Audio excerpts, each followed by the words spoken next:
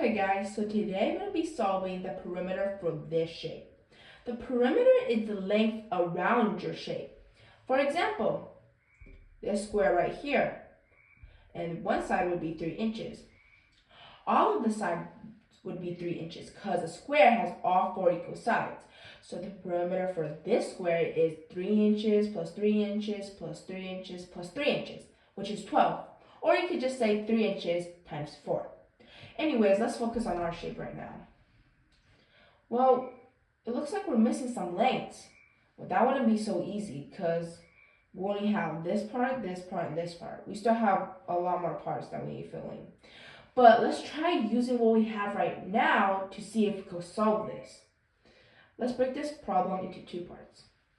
First, let's try solving these parts. Well, first off, we see that this part is 7 inches, so we could just say 7 inches right now. But then we don't know the lengths for these parts.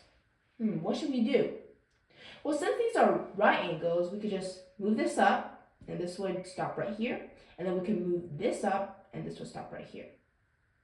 So this length matches this length. So this would be 7 inches, all of these combined.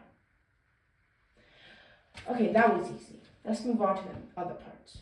Here, here, here, and here. Well, first off, we got 6 inches and 5 inches. Let's add that to our equation. But then we're still missing this part and this part. Well, why don't we just add 6 inches and 5 inches for this part? Well, these 2 parts are overlapping, so that would not work.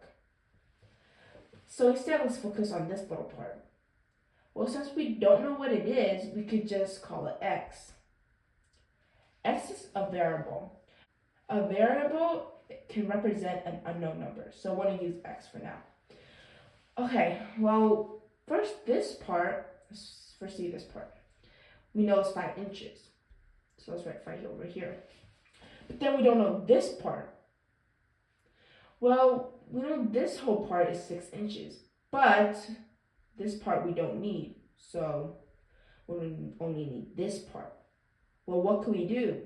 This whole thing is 6 inches, and then this part that we don't need is x, so we can just subtract x. Now let's add the rest of our parts to our equation. We got another 5 inches, we got 6 minus x, and we got x. Okay, so if we add all the numbers together, we get 36. And then we would have negative x plus x, which would just be 0. So 36 plus 0 is 36. So the answer for this perimeter is 36 inches.